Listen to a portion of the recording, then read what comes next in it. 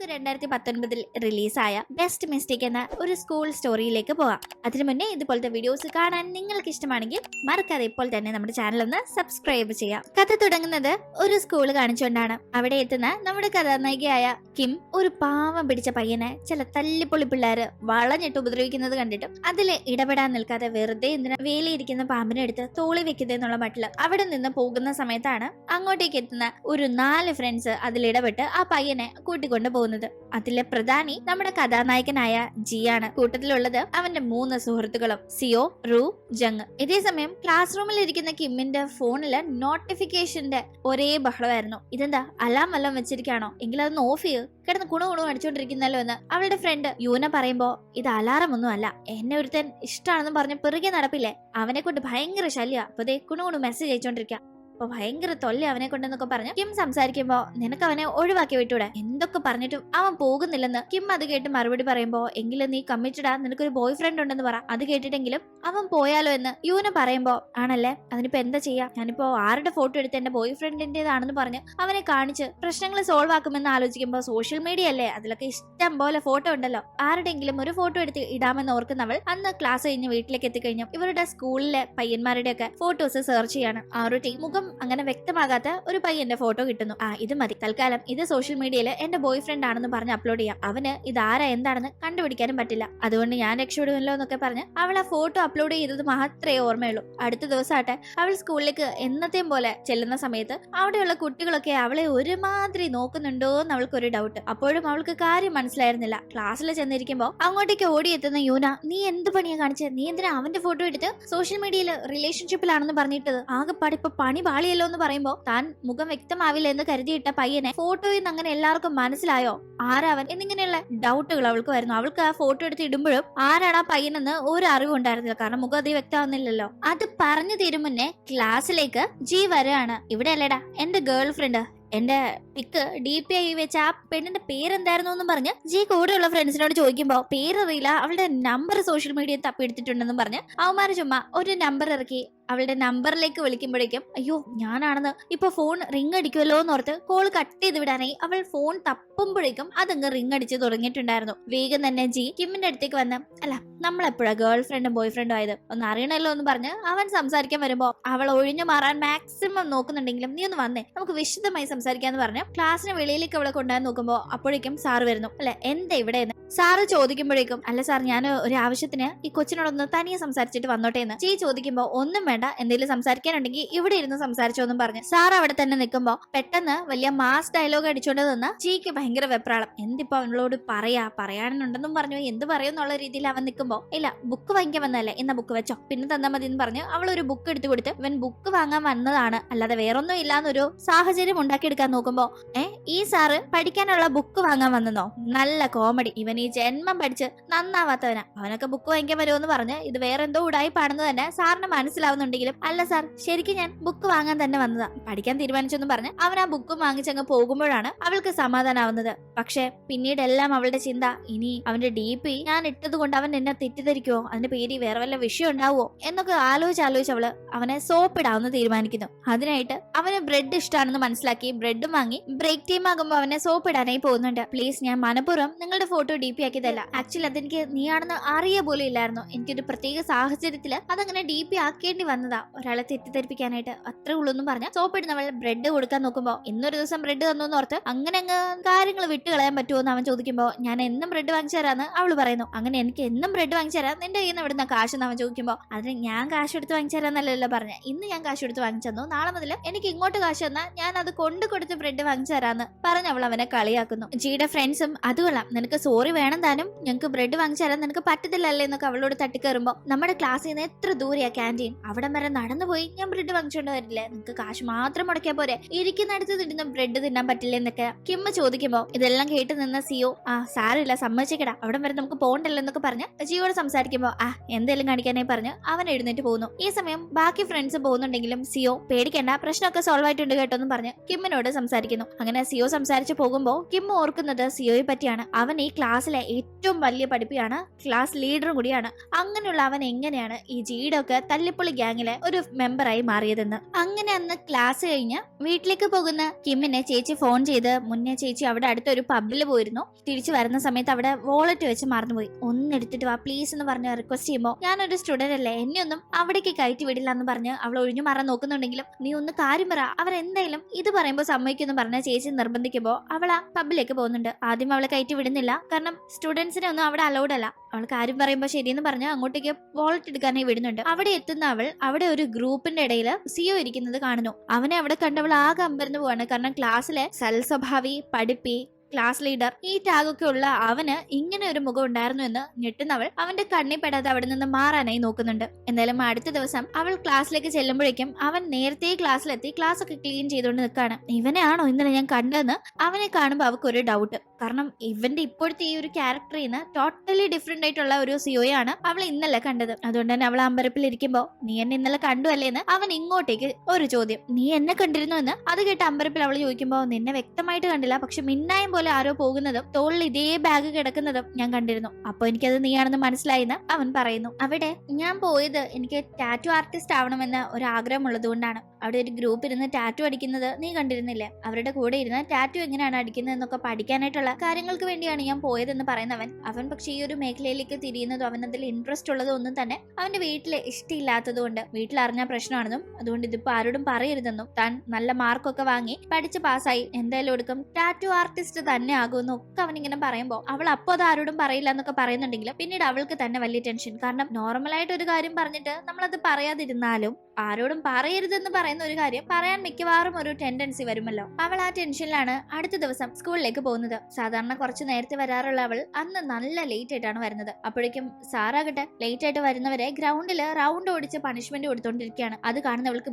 ഭയങ്കര ടെൻഷൻ. അയ്യോ ഓടി രാവിലെ എനർജി എല്ലാം പോവല്ലോ, ഇങ്ങനെ രക്ഷപ്പെടുമെന്ന് ആലോചിച്ചിരിക്കുമ്പോഴാണ് അതുവഴി ജിയുടെ വരവ്. അവനാണെങ്കിൽ ലേറ്റ് ആയിട്ട് വന്നാലും ഒരു കോസ്റ്റലും ഇല്ലാതെ മതില് ചാടിക്കടന്ന് അകത്തേക്ക് പോകും. അതറിയാവുന്നവൾ അവളെയും കൂടി സഹായിക്കാനായി പറയുമ്പോൾ അവൻ കൈ പിടിച്ച് കയറ്റുന്നുണ്ട്. പക്ഷെ ഇങ്ങനെ ഇപ്പോ ബാക്ക് സൈഡ് വഴി പോയി കഴിഞ്ഞാൽ ബാഗ് തോളിൽ കിടക്കുന്നത് കണ്ട് ആൾക്കാർക്ക് ഡൗട്ട് അടിക്കും. എന്നെ പിന്നെ ആൾക്കാർക്കൊക്കെ നന്നായിട്ട് അറിയാമല്ലോ, നിനക്ക് വെറുതെ ലേറ്റ് ആയിട്ട് വന്നതിന് മതില് ചാടി കടന്നു എന്നുള്ള ചീത്തപ്പേര് കേൾക്കണ്ടെങ്കിൽ ബാഗ് അവിടെ വെക്കുക, എന്നിട്ട് ഒരു 10 മിനിറ്റ് കഴിഞ്ഞ് വന്ന് എടുത്തുകൊണ്ട് പോകാനായി അവൻ പറയുന്നത് കേട്ട് അവൾ അവിടെ ബാഗ് വെച്ചിട്ട് നല്ല ഐഡിയ, സഹായിച്ചതിന് താങ്ക്സ് എന്ന് പറഞ്ഞ് അവനൊരു ഹൈഫൈയും കൊടുത്തു പോകുമ്പോൾ അവൻ ഒരുമാതിരി അവളെ നോക്കുന്നുണ്ടായിരുന്നു. അന്നാകട്ടെ ക്ലാസ്സിൽ ചെന്ന് കുറച്ചു കഴിഞ്ഞ് ബാഗ് എടുക്കാനായി പോയി നോക്കുമ്പോൾ അവിടെ ബാഗ് കാണുന്നില്ല. അവള് വളരെ വെപ്രാളത്തില് അവന്റെ അടുത്തേക്ക് എത്തി ബാഗ് കാണുന്നില്ല എന്ന് പറഞ്ഞുകൊണ്ടിരിക്കുമ്പോഴേക്കും മിസ് ക്ലാസ്സിലേക്ക് ഫസ്റ്റ് പീരീഡ് പഠിപ്പിക്കാനായി വരുന്നു. അങ്ങനെ അവൾക്ക് ബുക്കും ബാഗും ഒന്നും കയ്യിലില്ലാതെ ക്ലാസ്സിൽ ഇരിക്കേണ്ടി വരികയാണ്. മിസ് കറക്റ്റ് ആയിട്ട് ടെക്സ്റ്റ് എടുത്ത് വെക്കെന്ന് പറയുമ്പോൾ അവൾക്ക് ടെക്സ്റ്റ് എടുത്ത് വെക്കാനില്ല, ആകെ വെപ്രാളാവുന്നു. ഇത് കാണുന്നവൻ അവൻ ബാഗ് അവിടെ വെച്ചിട്ടുണ്ടായിരുന്നില്ല, അതുകൊണ്ട് തന്നെ അവന്റെ കയ്യിൽ ബാഗും ബുക്കും ഒക്കെ ഉണ്ട്. അവന്റെ ബുക്ക് എടുത്ത് കൊടുത്തിട്ട് അന്ന് ക്ലാസ്സിലേക്ക് ടെക്സ്റ്റ് കൊണ്ടുവരാത്തതിന്റെ പണിഷ്മെന്റ് അവൻ ഏറ്റുവാങ്ങുന്നു. അങ്ങനെ അവൻ നിൽക്കുന്നത് കാണുമ്പോൾ അവൾക്ക് വേണ്ടിയാണല്ലോ അവനിപ്പോ ഈ പണിഷ്മെന്റ് ഏറ്റുവാങ്ങിയെന്നുള്ള ഭയങ്കര കുറ്റബോധം. അതുകൊണ്ട് തന്നെ ബ്രേക്ക് ആകുമ്പോൾ വേഗം പോയി അവന് ഇഷ്ടമുള്ള ബ്രെഡ് വാങ്ങി അവന് കൊടുക്കാനായിട്ട് വരുമ്പോൾ അവനെ കാണുന്നില്ല. ഇവൻ ഇത് എവിടെ പോയി? അവനായിട്ട് വാങ്ങിച്ച ബ്രെഡാ എന്ന് പറഞ്ഞ് അവനെ അത് കണ്ടു കൊടുക്കാൻ പറ്റാത്തതിന്റെ കലിപ്പില് അവൾ അവിടെ നിന്ന് അവന്റെ ടേബിളിനിട്ട് 2 കുത്തു കൊടുക്കുമ്പോൾ അത് കാണുന്ന സിഒ അങ്ങനെ ഇടിച്ച് അവന് വേനിക്കില്ല, ഇങ്ങനെ ഇടിക്കണമെന്ന് പറഞ്ഞ് അവളെ കളിയാക്കുന്നു. അയ്യോ ഞാൻ അവന്റെ ടേബിളിൽ ഇടിച്ച കാര്യം നീ അവനോട് പറയില്ലെന്ന് പറഞ്ഞ് സിഒയുടെ അടുത്ത് കിമ്മ റിക്വസ്റ്റ് ചെയ്യുമ്പോൾ, നിനക്ക് ജിയെ അത്ര പേടിയാണ്, എന്തിനാ അവനിങ്ങനെ പേടിക്കുന്നതെന്നൊക്കെ സിഒ ചോദിക്കുമ്പോൾ അവൻ അത്ര പാവുന്നല്ല, അവനെ റൗഡിയല്ലേ റൗഡി, അവനെ ആരെ പേടിക്കാത്തത്, തല്ലിപ്പൊളി പയ്യെന്നൊക്കെ പറഞ്ഞ് ജിയെ കിം ഓരോ കുറ്റങ്ങളൊക്കെ പറയുമ്പോൾ അത് കേട്ടുകൊണ്ട് അങ്ങോട്ടേക്ക് വരുന്ന ജിക്ക് ഭയങ്കര സങ്കടം. അവൻ ബ്രേക്ക് ആയ ഉടനെ തന്നെ അവൾ നോക്കിയിട്ട് കണ്ടില്ല എന്ന് പറഞ്ഞ് അവളുടെ ബാഗ് തപ്പിയെടുക്കാനായി പോയതായിരുന്നു. എന്നിട്ടും അവൾ തന്നെ പറ്റി ഇങ്ങനെയൊക്കെയാണല്ലോ പറയുന്നതെന്ന് ഓർക്കുമ്പോൾ സങ്കടത്തിൽ അവൻ അവിടെ നിന്ന് പോകുന്നു. ആ ഒരു ദിവസത്തിന് ശേഷം ഒരു കാര്യം സംഭവിക്കുന്നു. അത്രയും നാളൊരു തല്ലിപ്പൊളി ലുക്കിൽ നടന്നിരുന്ന ജി അതിനുശേഷം അവന്റെ ഹെയർ കളറും മാറ്റി നല്ല ഡീസന്റ് പയ്യനായിട്ടാണ് ക്ലാസ്സിലേക്ക് വരുന്നത്. അവൻ വരുമ്പോഴാകട്ടെ എപ്പോഴത്തെ പോലെ തന്നെ സിഒയും കിമ്മും സംസാരിച്ച് നിൽക്കുന്നു. അവരാണെങ്കിൽ ഇവന്റെ ഈ മാറ്റം കണ്ടിട്ട് ഒരു മൈൻഡ് പോലും ചെയ്യുന്നില്ല. ഇതൊക്കെ കാണുന്ന ക്ലാസ്സിലെ ബാക്കി കുട്ടികള് ഇവള് ഡേറ്റിംഗിലാണെന്ന് പറഞ്ഞത് ജിയുമായിട്ടല്ലേ, അവന്റെ DP അല്ലേ ഇവള് റിലേഷൻ ആണെന്ന് പറഞ്ഞിട്ടിരുന്നത്. എന്നിട്ടേ ഇവളിപ്പോ എപ്പോഴും സിഒയോടാണല്ലോ സംസാരിച്ച് നടക്കുന്നത്. ഇതെന്തപ്പാ ഒരേ ടീം 2 ബോയ് ഫ്രണ്ട്സോ എന്നൊക്കെ അവർ കമന്റ് അടിക്കുന്നത് കേൾക്കുന്ന ജിയുടെയും സിഒയുടെ ഒക്കെ ഫ്രണ്ട്സ് ഗ്രൂപ്പിലെ റൂ എന്ന പെൺകുട്ടി ജിയുടെ അടുത്ത്, എടാ നിനക്ക് എല്ലാവരോടും പറഞ്ഞൂടെ നീ അവളെ ഡേറ്റ് ഒന്നും ചെയ്യല്ലാന്ന്, ഇത് ചുമ്മാ ആളുകളൊക്കെ തെറ്റിദ്ധരിച്ച് എന്തൊക്കെയാ പറയുന്നതെന്ന് അറിയാവുന്നൊക്കെ അവനോട് ചോദിക്കുമ്പോൾ ആളുകൾ എന്തേലും പറയട്ടെ, അനിപ്പോ എനിക്ക് എന്തോ വേണമെന്നുള്ള മട്ടില് അവനത് മൈൻഡ് ആക്കാതെ പോകുന്നു. എന്തായാലും പിന്നീട് അങ്ങോട്ട് കിം സിഒയോട് മിണ്ടുന്നതിന്റെ പേരിൽ കുശുമ്പ് വരുന്ന ജി സിഒയോട് വഴക്കൊക്കെ ഉണ്ടാക്കുന്നുണ്ട്. അങ്ങനെ വലിയ അടിയായി അത് മാറുന്നില്ലെങ്കിലും അവർക്കിടയിൽ പല വാക്കേറ്റങ്ങളിലേക്കും അത് പോകുന്നുണ്ട്. ഇതൊക്കെ കിം കാരണമാണെന്ന് മനസ്സിലാക്കുന്ന റൂ അവളുടെ അടുത്ത് ചെന്ന്, നീ ഞങ്ങളുടെ ഗ്രൂപ്പില് അടി ഉണ്ടാക്കാനായിട്ടാണോ കച്ചകെട്ടി ഇറങ്ങിയിരിക്കുന്നത്? നിന്റെ മനസ്സിലിരിപ്പ് എന്തായാലും അതൊന്നും നടക്കാൻ പോകുന്നില്ല എന്നൊക്കെ പറയുമ്പോൾ അവൾക്ക് ഭയങ്കര സങ്കടം. അങ്ങനെ ആ ഒരു വിഷമത്തില് അന്ന് ക്ലാസ് കഴിഞ്ഞ് പോകുന്ന സമയത്ത് കിം അവളെ എപ്പോഴും ഇഷ്ടമാണെന്ന് പറഞ്ഞ് ശല്യം ചെയ്ത് പുറകെ നടക്കുന്ന ചാനിനെ കാണുന്നു. ഈ ചാനിന്റെ അടുത്ത് നിന്ന് രക്ഷപ്പെടാനായിട്ടാണ് അവൾ ജി തന്റെ ബോയ് ഫ്രണ്ട് ആണെന്ന രീതിയിൽ സോഷ്യൽ മീഡിയയിൽ പോസ്റ്റ് വരെ ഇട്ടിരുന്നത്. ഇപ്പോഴും അവനെത്തി അവളെ ശല്യപ്പെടുത്താനായി നോക്കുമ്പോ, നിനക്കെന്ത് മനസ്സിലായില്ലേ, എനിക്ക് ഓൾറെഡി ഒരു ബോയ് ഫ്രണ്ട് ഉണ്ട്. ജി എന്റെ ബോയ് ഫ്രണ്ട് ആണെന്ന് പറഞ്ഞ് അവൾ സംസാരിക്കുന്ന ടീം വെറുതെ എന്തിനാ അഭിനയിക്കുന്നത്, നിനക്ക് ബോയ് ഫ്രണ്ട് ഒന്നും ഇല്ലാന്ന് എനിക്ക് നല്ലവണ്ണം അറിയാന്ന് പറഞ്ഞ് അവൻ അവളെ ശല്യപ്പെടുത്താനായി തന്നെ നോക്കുമ്പോ അതുവഴി ജി വന്നിട്ടുണ്ടായിരുന്നു. ജി ഇതിൽ ഇടപെടാന്ന് കരുതി വരുമ്പോഴേക്കും അത് കണ്ട് യൂന അതിൽ ഇടപെടുകയും മര്യാദയ്ക്ക് ശല്യപ്പെടുത്താതെ പോയില്ലെങ്കിൽ നിന്റെ വീട്ടിൽ പറഞ്ഞു കൊടുക്കുന്നു പേടിപ്പിക്കുമ്പോൾ അവൻ അവിടെ നിന്ന് പോവുകയും ചെയ്യുന്നു. യൂനയ്ക്ക് വീട്ടിലേക്ക് പോകേണ്ട വഴിയിലല്ല കിമ്മിന്റെ വീട്, രണ്ടും രണ്ട് വഴിയിലാണ്. എന്നാലും അവളുടെ സേഫ്റ്റി ഓർത്ത് താനെന്ന് വീട്ടിൽ ഡ്രോപ്പ് ചെയ്യാമെന്ന് യൂന പറയുമ്പോ, വേണ്ട, അത് നിനക്കൊരു ബുദ്ധിമുട്ടാവും, അതിപ്പോ വേണ്ടാന്ന് പറഞ്ഞ് കിം ഒഴിഞ്ഞു മാറാൻ നോക്കുന്നുണ്ടെങ്കിലും യൂന കേൾക്കുന്നില്ല. വീണ്ടും അവൻ എന്തെങ്കിലും ശല്യത്തിന് വന്നാലോ എന്ന് യൂന പേടിക്കുമ്പോ, നീ വീട്ടിൽ പോകോ, ഇവളെ ഞാൻ സേഫ് ആയിട്ട് വീട്ടിൽ വിട്ടോളാന്ന് ഒരു ശബ്ദം കേട്ട് അങ്ങോട്ടേക്ക് നോക്കുന്നവർ അവിടെ ജി നിൽക്കുന്നത് കാണുന്നു. എന്നാ ശരി, നീ ഇവളെ കൊണ്ടുവിടാനായി പറഞ്ഞ് യൂന അവിടെ നിന്ന് പോകുമ്പോ അങ്ങനെ കിമ്മിന്റെ കൂടെ ജി അവളുടെ വീട്ടിലേക്ക് നടക്കാണ്. ഓ, അപ്പോ ഇവനെ പേടിച്ചിട്ടല്ലേ നീ എന്റെ പിക്ചർ DP ആക്കിയതെന്ന് അവൻ ചോദിക്കുമ്പോ, അതേന്നെ, സോറി, ഒരു അബദ്ധം പറ്റിപ്പോയതാ, എനിക്ക് ആ ഫോട്ടോ കണ്ടപ്പോ അത് നിന്റെ ഫോട്ടോ ആണെന്ന് മനസ്സിലായതില്ലെന്നില്ല അവള് പറയുമ്പോ, എനിക്ക് നിന്റെ സോറി ഒന്നും വേണ്ടാന്ന് അവൻ പറയുന്നു. എന്നാ പിന്നെ താങ്ക്സ് പറയാം, എന്റെ ബാഗ് കണ്ടുപിടിച്ച് കൊണ്ടു തന്നില്ലേ അതിന് താങ്ക്സ് എന്ന് അവള് പറയുമ്പോ, അതും വേണ്ടെന്ന് പറയുന്നവൻ, എനിക്ക് ഒരു കാര്യം അറിഞ്ഞാൽ മതി, നീയും സിയോയും തമ്മില് എന്തെങ്കിലും റിലേഷൻഷിപ്പ് ഉണ്ടോ എന്ന് അവൻ ചോദിക്കുമ്പോ, ഞങ്ങൾ അങ്ങനെയൊന്നും അല്ല, ഞങ്ങൾ നല്ല ഫ്രണ്ട്സ് മാത്രമാണെന്ന് അവള് പറയുമ്പോ ജിക്ക് ഭയങ്കര സന്തോഷമാവുന്നു. അങ്ങനെ പിന്നീട് അടുത്ത ദിവസമായിട്ട് സ്കൂളിലെ PT പീരീഡില് കുട്ടികളെ 2 ടീമായി തിരിക്കുന്നുണ്ട്. ആ സമയത്ത് റൂ ഒഴിച്ച് അവളുടെ ബാക്കി ഫ്രണ്ട്സും കിമ്മും ഒക്കെ ഒരു ഗ്രൂപ്പിലാണ് വരുന്നത്. അവൾക്ക് ഭയങ്കര അസൂയ. വേഗം തന്നെ കിമ്മിന്റെ അടുത്തേക്ക് ചെന്ന്, നീതേ എന്റെ ഗ്രൂപ്പിലേക്ക് വാ, എനിക്ക് നിന്റെ ഗ്രൂപ്പിലും വരണം, അവിടെയാണല്ലോ എന്റെ ഫ്രണ്ട്സ് ഒക്കെ ഉള്ളത്, വേഗം മാറിപ്പോന്നൊക്കെ പറയുമ്പോ ആദ്യം കിം അതിനെ സമ്മതിക്കുന്നില്ല. എന്താ നിനക്ക് മാറിയാലേ, എന്റെ ഫ്രണ്ട്സ് അല്ല എവിടെ ഉള്ളത്, നിന്റെ അല്ലല്ലോ, നീ എന്താ എന്നെ പുകച്ച് പുറത്ത് ചാടിച്ച് എന്റെ ഫ്രണ്ട്സിനെ അങ്ങ് കൈയടക്കാന്ന് വിചാരിച്ചു എന്നല്ല. റൂ അവിടെ കിടന്ന് ബഹളം വെക്കുമ്പോ, ഇങ്ങനൊന്നും പറയണ്ട, ഞാൻ അങ്ങനൊന്നും വിചാരിച്ചിട്ടില്ല, ഞാൻ മാറിയേക്കാം, സമാധാനാവുമല്ലോ എന്ന് പറഞ്ഞ് അവൾ ആ ഗ്രൂപ്പിലേക്ക് മാറുന്നു. അത് ടീക്ക് ഇഷ്ടപ്പെട്ടതേ ഇല്ല. അതേ ടീം കളിക്കുന്നതിന്റെ ഇടയിൽ മനഃപൂർവ്വം തന്നെ റൂ കിമ്മിനെ ബോൾ എടുത്തെറിഞ്ഞ് ഉപദ്രവിക്കുമ്പോ അവൾ താഴെ വീണത് കണ്ട് അവരെല്ലാവരും അവൾക്ക് വല്ലതും പറ്റിയൊന്നും പേടിച്ച് അടുത്തേക്ക് പോകുമ്പോ അത് റൂവിന് ഇഷ്ടപ്പെടുന്നില്ല. നിങ്ങളൊക്കെ എന്തിനാ അവളെ ഇത്രയും കെയർ ചെയ്യുന്നത്, ഇവള് വന്ന് എന്റെ ഗ്രൂപ്പിൽ നിന്ന് എല്ലാരെയും അവളുടെ സൈഡിലേക്ക് കൊണ്ടുപോയി എന്നെ ഔട്ടാക്കാനുള്ള പരിപാടിയാണെന്ന് തോന്നുന്നു പറഞ്ഞ് റൂ ഭയങ്കര വയലന്റ് ആയി ബിഹേവ് ചെയ്യുന്നുണ്ടായിരുന്നു. എന്തായാലും ഇങ്ങനെ ഒരു കാര്യമില്ലാതെ തന്നോട് വഴക്കുണ്ടാക്കുന്ന ആ ഒരു സംഭവം കിമ്മിനെ വല്ലാണ്ട് അഫക്ട് ചെയ്യുന്നുണ്ട്. അവൾ ഫുഡൊന്നും കഴിക്കാതെ വിഷമിച്ചിരിക്കുമ്പോ അത് മനസ്സിലാക്കുന്ന ജി അവളെ കൊണ്ട് ബ്രെഡ് വാങ്ങിപ്പിച്ച് നിർബന്ധിച്ച് അത് കഴിപ്പിക്കുന്നുണ്ട്. പക്ഷെ ഒരു ബ്രെഡ് കഴിച്ചെന്നോർത്ത് അവൾ അത്രയും നേരം ഫുഡ് കഴിക്കാതെ ഇരുന്നതിന്റെ തലകറക്കങ്ങളൊക്കെ അവൾക്ക് വരുന്നു. അവൾ തലകറങ്ങി വീണ് പിന്നീട് കണ്ണ് തുറക്കുമ്പോ സിക്ക് റൂമിലാണുള്ളത്. അവളുടെ മുന്നിൽ സിയോ നിൽപ്പുണ്ടായിരുന്നു. അപ്പൊ അവള് കരുതുന്നത് അവനാണ് തന്നെ ക്ലാസ്സിൽ നിന്ന് ഇങ്ങോട്ടേക്ക് എടുത്തോണ്ട് വന്നതെന്നാണ്. അവനാണല്ലോ ലീഡർ. അത് ചോദിക്കുമ്പോ അവനും ഒരുമാതിരി വിക്കി അതെ ഞാനാ കൊണ്ടുവന്നത് എന്ന് പറയുന്നുണ്ടെങ്കിലും ആക്ച്വലി അവനായിരുന്നില്ല കൊണ്ടുവന്നത്, ജി ആയിരുന്നു. അത് കിമ്മിന് അറിയില്ല. കൂടാതെ സിയോ റൂയെ പറ്റിയും പറയുന്നുണ്ട്, അവൾക്ക് വളരെ ആഗ്രഹിച്ചു കിട്ടിയ ഒരു ഫ്രണ്ട്സ് ഗ്യാങ് ആണ് ഇപ്പൊ അവളുടെ കൂടെ ഉള്ളത്. അപ്പോ എങ്ങാനും നീ ആ ഗ്രൂപ്പിലേക്ക് വന്ന അവളുടെ സ്ഥാനം നഷ്ടപ്പെടുമെന്നൊക്കെ അവൾ വളരെ ഇൻസെക്യൂർഡ് ആയി ഫീൽ ചെയ്യുന്നു. അതുകൊണ്ട് അവൾ ഇങ്ങനെയൊക്കെ കാണിക്കുന്നത് അത് കാര്യമാക്കണ്ട എന്നൊക്കെയാണ് സിയോ ഇപ്പോ കിമ്മിനെ സമാധാനിപ്പിക്കാനായി പറയുന്നത്. അങ്ങനെ പിന്നീട് നമ്മൾ കാണുന്നത് കിമ്മിനെ പുറത്തൊന്ന് ഫുഡ് കഴിക്കാൻ പോകാനായി ക്ലാസ്സിന് ശേഷം വെയിറ്റ് ചെയ്തെന്ന് പറഞ്ഞ് ജി വിളിക്കുമ്പോൾ അതേ കണക്ക് തന്നെ കിം ക്ലാസ് കഴിഞ്ഞ് വെയിറ്റ് ചെയ്ത് നിൽക്കുന്നുണ്ട്. പക്ഷെ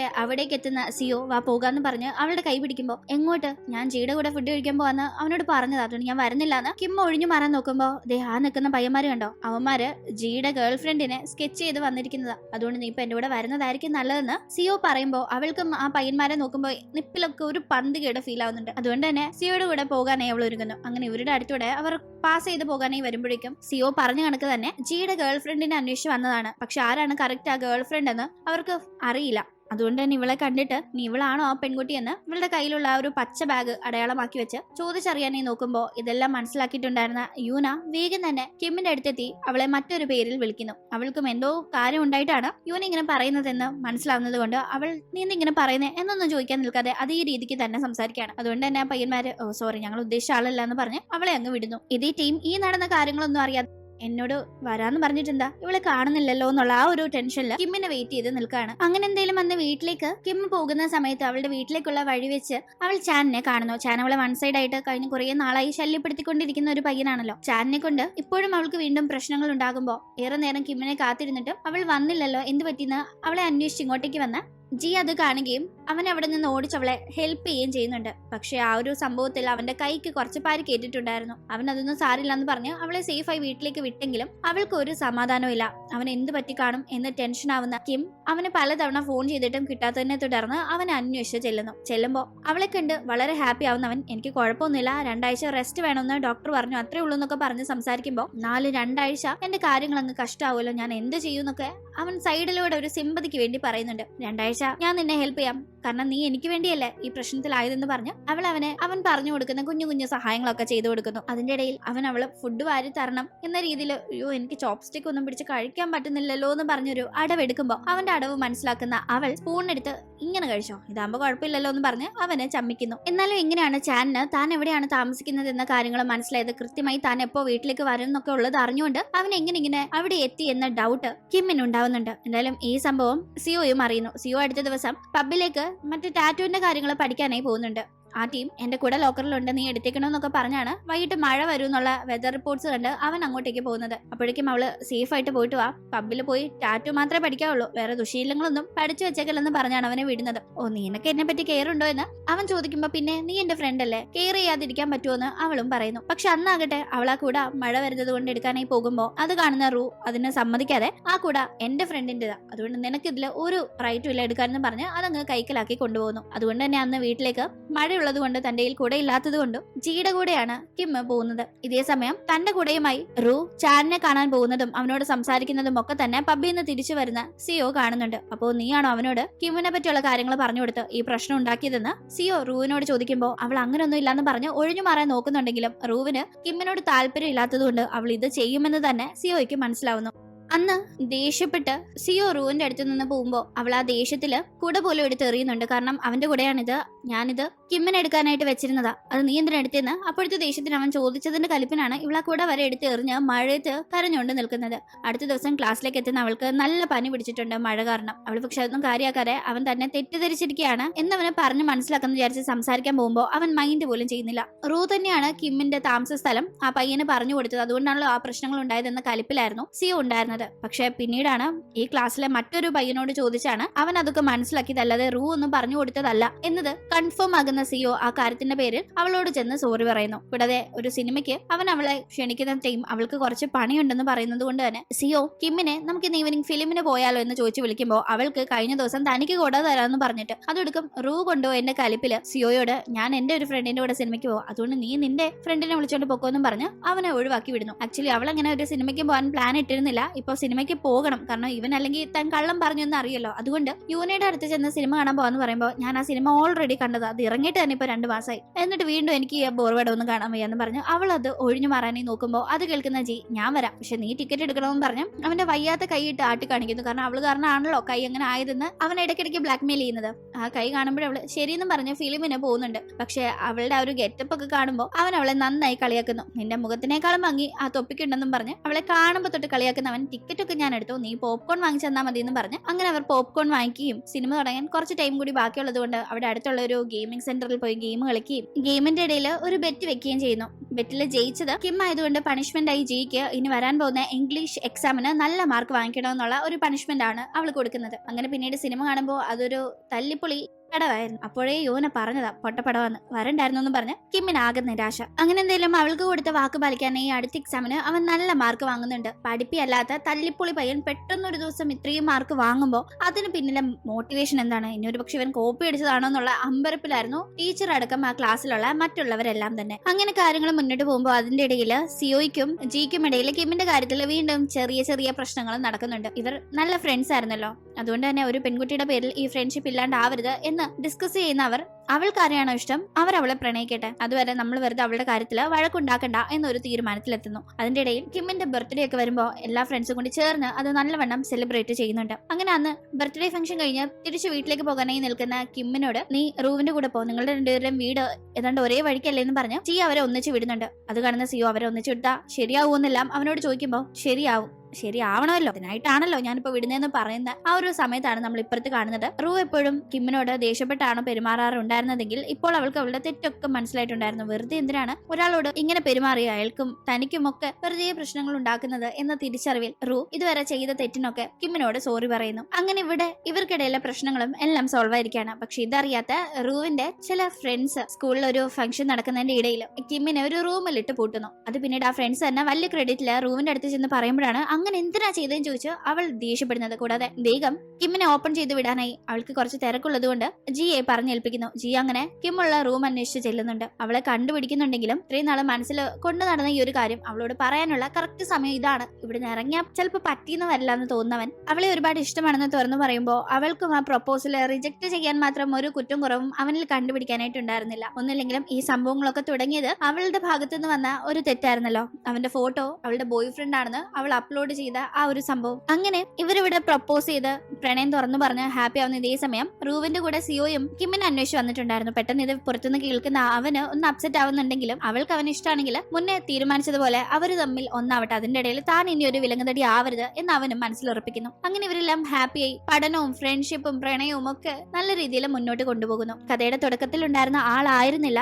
കിം കടന്നു വന്ന ശേഷം ജി. അവന്റെ ലൈഫ് ടോട്ടലി മാറിയിട്ടുണ്ടായിരുന്നു. അവൻ ആ പഴയ ഉടായ്പ തല്ലിപ്പൊളി പരിപാടികളൊക്കെ നിർത്തി നല്ല രീതിയിലാണ് ഇപ്പൊ മുന്നോട്ട് പോകുന്നത്. അങ്ങനെ ഇവിടെ ഇവരെല്ലാവരും ഹാപ്പി ആയി പോകുന്നത് കാണിച്ചുകൊണ്ട് ഈ ഒരു കുഞ്ഞു കഥ ഇവിടെ അവസാനിക്കുന്നു. നിങ്ങൾക്ക് ഇന്നത്തെ വീഡിയോ ഇഷ്ടപ്പെട്ടെങ്കിൽ മറക്കാതെ ലൈക്ക് ചെയ്തും ഷെയർ ചെയ്തും സബ്സ്ക്രൈബ് ചെയ്തും സപ്പോർട്ട് ചെയ്യുക. വീഡിയോ കണ്ട് സപ്പോർട്ട് ചെയ്യുന്നതിൽ ഒരുപാട് നന്ദി. വീണ്ടും കാണും വരെ ബൈ.